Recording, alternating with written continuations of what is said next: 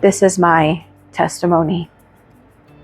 When I came to Christ wholeheartedly, surrendering fully and being submitted, it was actually on a Sunday afternoon in July of 2017.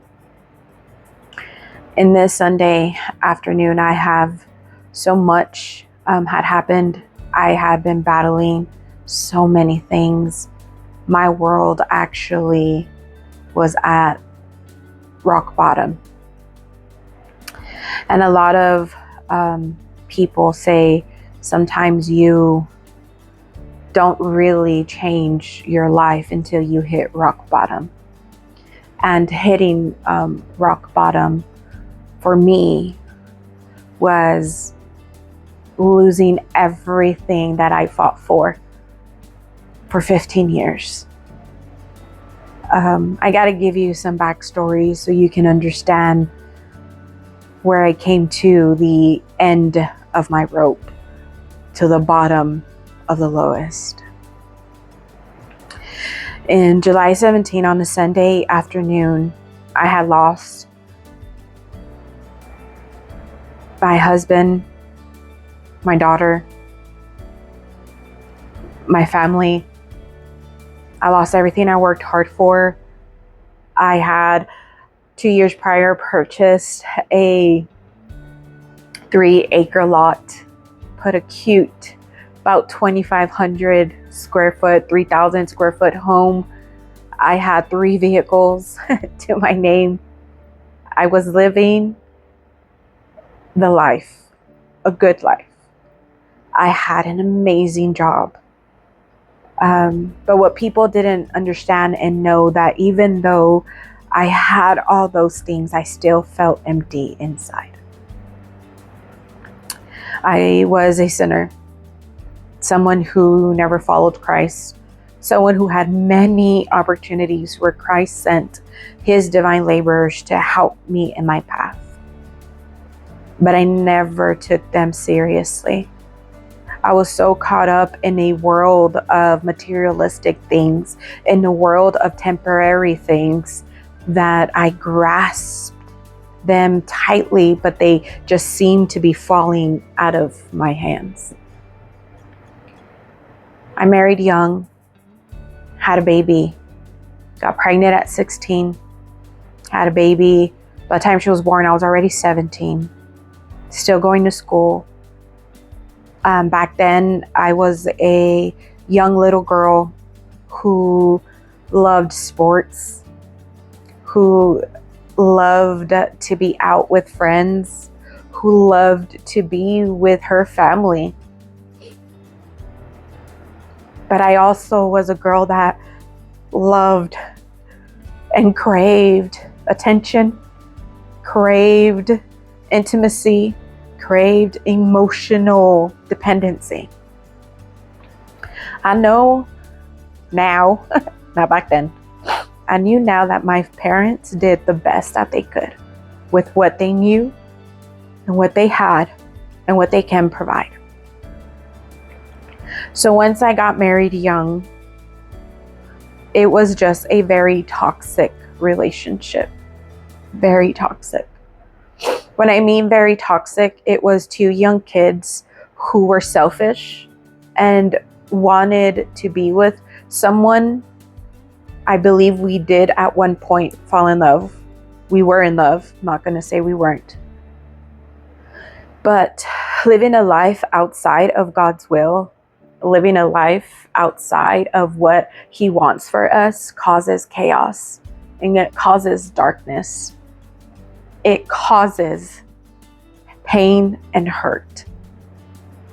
We weren't both perfect. But to sum up what the next 15 years of my life was, there was physical abuse, verbal abuse, emotional abuse. And I lost who I was in those 15 years. So much infidelity happened, which caused me to feel unworthy, have low self-esteem, and a lot of anger. Many times I found myself in those 15 years a survivor. There were good times, but there were more bad times than good. And becoming a survivor, it caused me to be very hard-hearted. It caused me to be hard-hearted. I became numb on the inside because I had to do everything to survive on the outside. Living check by check, not knowing if he would come home on a Thursday or Wednesday or Friday. So in that springtime of 2017, you could say the last infidelity broke the camel's back. I was done. I was tired and I was done. We had at that time been living in Odessa for, I want to say, about 4 years. I was taken away from my family and my home, from my hometown in El Paso, Texas. I thought moving to Odessa would help our marriage and my life, but no. I wasn't perfect. I did drink, occasionally got drunk. I did do drugs occasionally, not proud of it. But in spring of 2017, I had enough. This infidelity, a part of me knew we couldn't come back from it, but at the same time, a part of me was just done. I didn't want to live. I tried so hard, and I realized that I had wasted so many of my good years on him. So when this infidelity occurred, the final one, I took to drinking as a coping mechanism to numb the pain, to dull everything that was happening inside. And because of this infidelity was so close to home, it changed my daughter completely. I lost who she was. She was never the same. I was never the same, and neither was he. And during this entire time, I know I don't want to give specifics because I'm protecting those people that were involved. So this happened near my birthday, near Mother's Day. And for the next 30 to 90 days, I had endured what I like to call a roller coaster of chaos. Finding out who this person was shocked me. Never would have thought, but I didn't blame her. She was just a kid. She was just a young adult. Now, this roller coaster of chaos involved me shutting out what was really happening and focusing on my selfish desires. I played softball every chance I got. I objectified my body every chance I got. And what I mean by objectifying, I dressed a certain way just to get attention. I found myself working, and then after work, my daughter, of course, was in sports, so I didn't have to pick her up till about 6 p.m. So I got off of work at 4:30, and the first place I would go was to a bar. And in this bar, just like the famous saying is, I drowned my sorrows away. Can't sit here and tell you how many drinks I had. I want to say I had about between 3 and 4, but I know that slowly increased in the matter of 2 hours before I had to go pick my kid. And that happened in those 90 days. Also, in those 90 days, we still had to live together. So he purposely, or probably sometimes, would do things that would manipulate my mind. He would say he wanted me, and then the next day he didn't. He said that he couldn't live without me, and then he would say the next day that he would. He was playing so many mind games. So many mind games. There were times where I felt weak and fell into his desire of intimacy sexually. But afterwards, I would feel so ugly, so gross, so disgusting. No matter how many times I scrubbed, it wouldn't come off. The disgrace, the shame. What am I going to tell my family? Family didn't even know what was happening. It was hard to tell my loved ones back home that he did it again. That he did it again. I must have lived in those 90 days. I felt so alone. Yet I still was surrounded with people. I was surrounded by a lot of people. One day, I couldn't hold it in, and I finally let some of my friends knew what happened. And God sent an angel.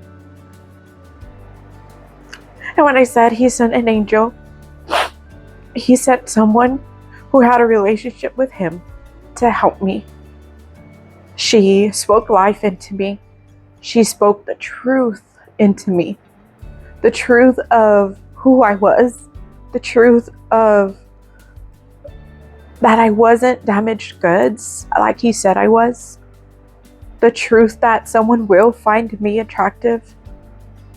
Not the opposite of what he said he would. And I remember in July, on that Sunday afternoon, I kind of had a routine. Sunday was probably the only day I didn't drink, only because I had to kind of filter the alcohol consumption throughout the week, give it a chance to filter out. I laughed because it was so silly, so dumb of me. So it was a Sunday afternoon. I was hungover, and Sundays were really hard for me. I believe this weekend, for some reason, my daughter can't remember where she was. I think she stayed at a friend's house or a cousin's house, or she was with her father. I don't think she was with her father, because by this time I didn't let him keep her. I was so scared that he was going to run away with her. So I'm pretty sure she was with a cousin or with a friend. But it was a Sunday afternoon, and usually on Sundays I would work out. I was a runner, so I would run a lot. But I would work out at home, just doing what I knew, push-ups, sit-ups, jumping jacks, using my furniture, weight resistant, stuff like that. But I remember I was laying on the floor. I had just finished doing crunches or something like that. And I was just looking at my ceiling, and this wave of emotion. The wave of emotion overwhelmed me and overpowered me. This wave of emotion would come and go throughout the days, and I found myself in anxiety and in panic. And then once I was done, I found myself in depression and in anger. And every time I had these waves of emotions, I filled them up with alcohol. But in July, that Sunday afternoon, these emotions came back, and this is why I call this season the roller coaster. The wave of emotions came back, and I saw my grandmother's face. Now, she's alive till this day. That girl is 95, 96, going strong. But I saw her face and I saw her voice. When I was a child, she was a grandmother that overcame domestic violence herself too, overcame being married to an alcoholic. She found Jesus, I believe in her mid 30s or 40s, probably in the mid 40s, she found Jesus. So when we were old enough, she would take us to church. She was always reading us Bible stories. She, what I call, was a woman, and still is a woman of God. But back then I didn't know what she was doing. I thought that was just grandma. So my grandmother would always tell us when we were young, no matter where you are, no matter how far you feel you've gone, how lonely and alone you may feel, you can call on the Lord and He will come and save you. By this time, I've only had used the call of the Lord twice. Once when I was about 12 years old, experiencing witchcraft. Second was when we had just got done of a physical fight and I didn't know what else to do. But this Sunday was different. It was really different.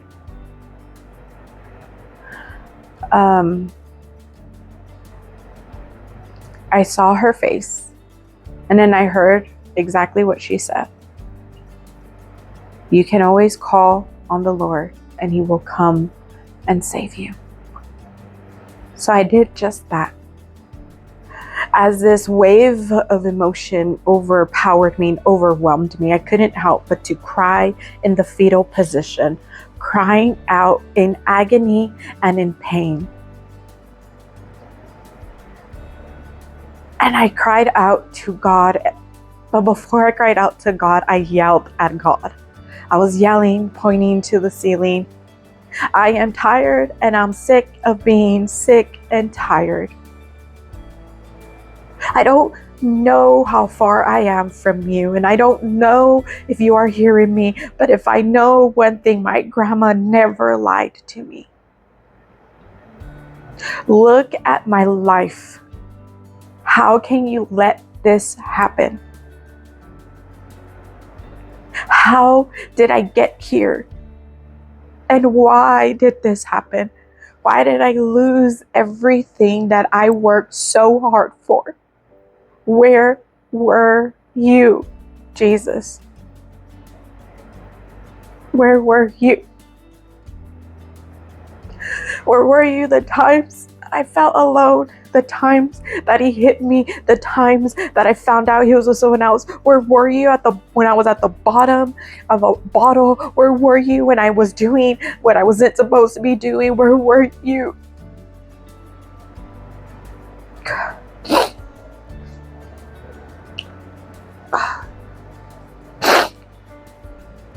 And in that same moment, it's like I knew the answers. I knew the answers to every question.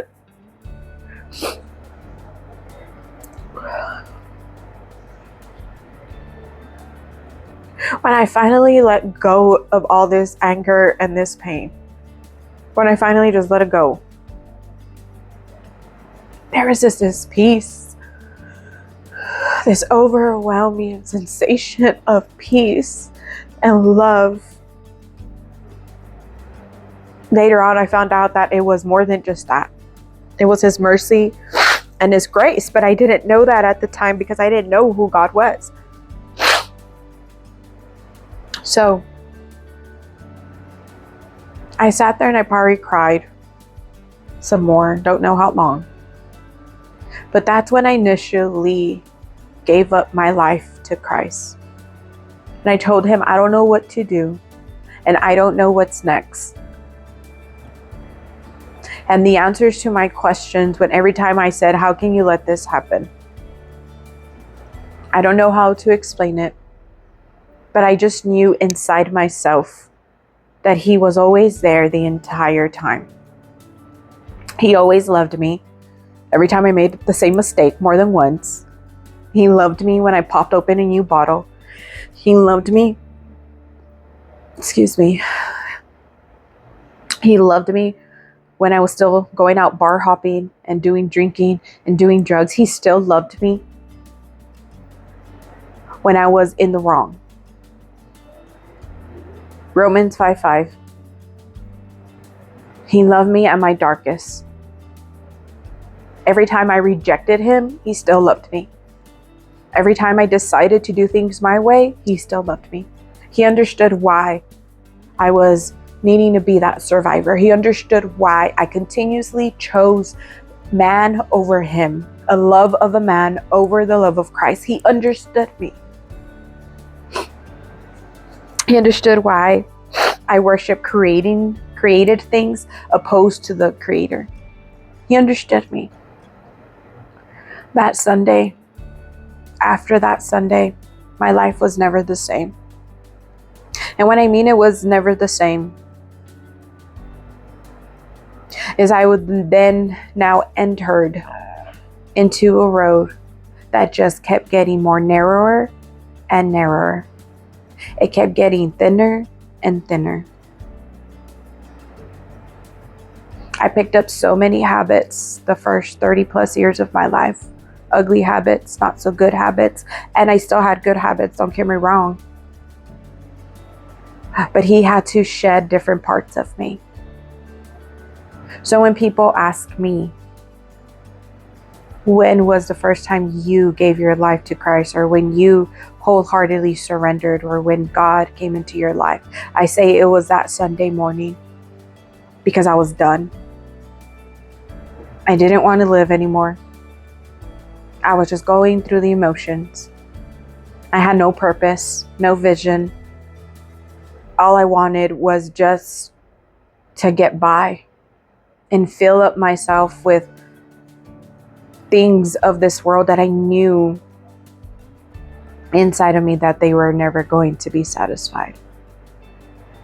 And in the next following months, 6 months actually, but in the next following months, my roller coaster ride had ended and I got off just to get on another one. And now this roller coaster ride was being guided and was now in the hands of Jesus. I had to undo so many ungodly habits and bad habits so I can be able to be sanctified from the inside out. After that Sunday, I didn't step foot into a church till 2 months later. After that Sunday, I still battled with anxiety, fear, depression, unworthiness. I was still drinking.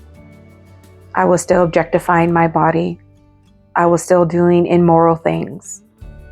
But something changed inside of me where I knew that I was better than all of this.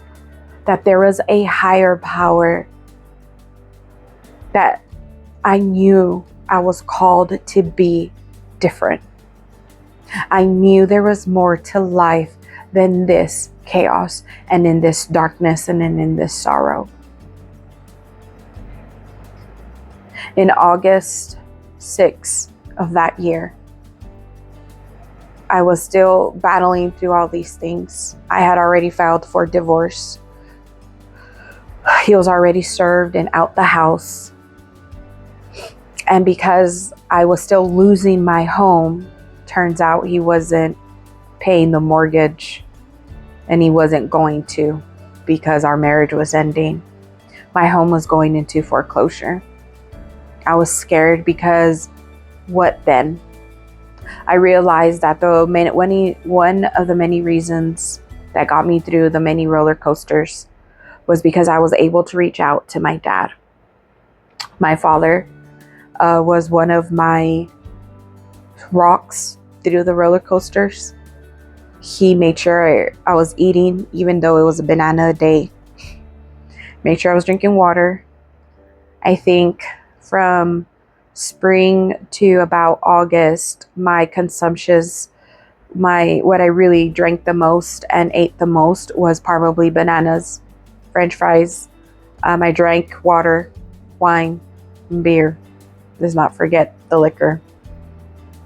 But my dad was always telling me and checking up on me. And in August 6, I was playing billiards at a friend's house. And another friend of mine at that time was noticing that I was still heavily drinking. And here's the funny part is no one knew I was drinking, if that makes any sense. I would hide it from people, or so I thought I did. When we would go out, I would drink one or two, but when I would get home, I'd continue the party. The best part, though, what I really am very grateful and thankful for is I didn't get into drugs in these roller coasters. I think it's because I feared that if I did, I wouldn't be able to come back from it. But alcohol was my choice. And I would drink so much to the point where I put myself and my daughter in danger. Driving intoxicated. Driving in so much intoxication with her that I don't remember driving. And we lived a good 20 to 25 minutes outside of the city limits. So I was on highway trying to get home, intoxicated, while my kid was just there sleeping because it was late at night. And but my friend back in August, I believe I had just finished a wine bottle, if not the second one, can't remember. But what I do remember is I opened a beer and someone said if I wanted a shot, and I said yes. And in billiards, of course, I was stretching down, getting low to the table to shoot my next shot. And she was just standing at the end of that table, at the end of the stick. And she was just staring at me. And she said this, "Bonnie, if you continue on this road, you're going to go so far deep into darkness, you won't be able to come back. And when you continue to go down this road in this darkness, not only will you be affected, but you would take your daughter down with you." I looked up from that position, looked at the ball, looked up at her again, and still making eye contact with her, I took the shot. I heard what she heard. Let me repeat that. I heard what she said. And it made sense.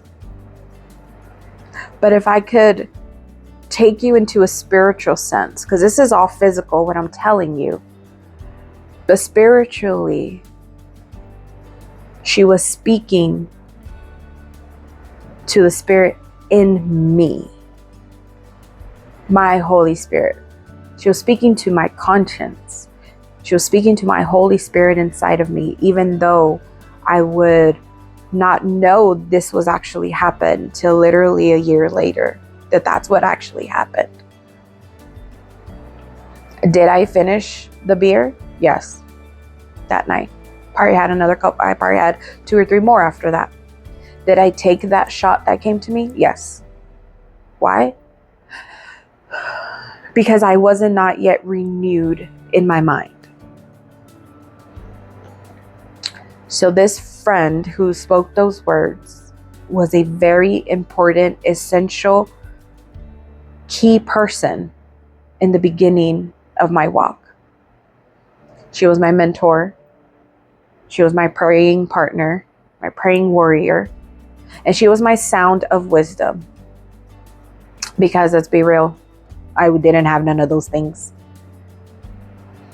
September 10th, I walked inside after my friend invited me to church because I shared an intimate moment with her weeks before, or the Sunday before, that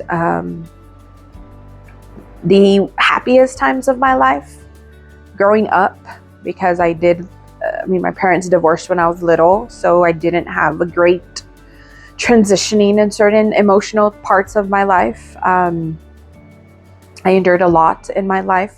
That little, I guess I'm getting too ahead of myself, but I guess that had to be another segment. However, going back, sorry. I shared a moment with her the week before, how I really enjoyed when my grandmother took me to church. Even though I complained about it, I really did enjoy it. The people there were nice. The people there were spiritual. The people there were loving and caring. And even though they didn't know me, they told me that they loved me. So I really believed them. And she said, "Oh, wow, I didn't know that you went to church when you were little." And I said, "Well, it wasn't often, you know." My grandmother picked me up every other weekend because my dad had moved out of El Paso. So she wanted to, I guess, help my mom and fill that gap for my dad because my dad wasn't there. And my dad and my mom weren't really speaking. So those were the times where I really got to speak to my dad on the phone. Back then we didn't have, video chat. So, because those were the 1900s. Sorry, I don't know why I'm joking. But, so she invited me to her church that she had been going to for over 10 years. So, September 10th of that year of 2017, I stepped foot for the very first time at Odessa Christian Faith Center. I was nervous. I was excited. I was so ready to start a new life. Since I had already had that moment with Jesus in July. And my friend talked to me a little bit about Jesus. But stepping foot into that church was another moment, another key core memory I will always have. I don't remember exactly what the pastor was teaching that day. I didn't go with nothing. No notes, no nothing. The praise and worship was different for me. I was so used to, when I did go to church one day out of the year or one day out of the quarter, it was to a Catholic church. So praise and worship was a little bit different. I found out that this church was a non-denominational church. So going into this church, praise and worship was a little different. Didn't know the songs. So I just stood there while everyone worshiped. It was amazing. Seeing all those people with their hands up, glorifying God. Then he taught, and at the end of service, he gave the altar call. And even though I didn't know I was giving my life to Christ, I actually was rededicating my life to Christ because I did it so long ago. But to me, I raised my hand, not knowing any better, but I raised my hand because I needed a core memory. I needed to raise it because I needed to not, how can I say this? I wanted it to be known beyond the four walls of that home, because of my home at that time. So I raised my hand and I was given a card to fill out. So I raised my hand, and again, my life was forever changed again. I still go to Odessa Christian Faith Center. I'm going on, what is it? We're in 2026. I'm going on 9 years at this church. And God has been with me the entire time. So many things has happened in my life. So many great things, so many not so good things. But I am very, very grateful that God never left me. When I came to him in that July Sunday afternoon, he knew I was going to talk to him that day and wholeheartedly begin the transformation of getting back to who I was meant to be all along. To experience not just the sanctification part or the transformation part, but to experience his unconditional, unfailing love for me. So when people ask me, why is it that I follow Jesus? How did I come to giving my life to Jesus? I ask them, do you have time to sit and listen to my story? To a woman who always craved love. To a woman who was never seen by people that mattered in her life. To a woman who knew that living in poverty and in pain and in chaos and in darkness, living in fear and anxiety was not the way to live. To a woman who was a survivor every day. To a woman who had to fight on her own to survive. Nothing matters most than understanding how much Jesus always loved you. In Jeremiah 1, it says, I have known you before I placed you in your mother's womb. I have called you my own. And to understand in Jeremiah, where he says that I have loved you with an everlasting love, and to know that God sent Jesus to die on the cross for me, experiencing the love of God for me, it is so humbling to know that even though I chased conditional worldly love, then that was never going to fulfill me until I understood the love of Christ for me. God is love. And when I understood that much, I knew that I'll never be alone. So, when people ask me, why is it that I am a follower of Christ? I ask them, why not? Because of him, I am alive today, even when I rejected him. Because of him, I have what I have. Because of him, I am who I am. Because of him, I am now living for the first time in my life. So I pray and I hope that this message, that my story, encourages you to find the love of Christ for you. That in my story, you would see that he loved me first before I decided to love him back. In my story, I pray that you don't see me, but Christ all through the days of my life. So this is my story. Even though it's just a little piece of my story, I pray that it helps anyone, just someone. And because I don't ever want anyone to feel that they are alone, because you're never alone.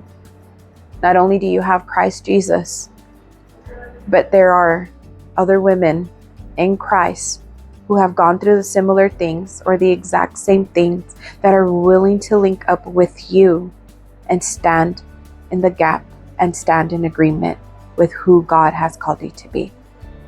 Until we meet again, stay blessed.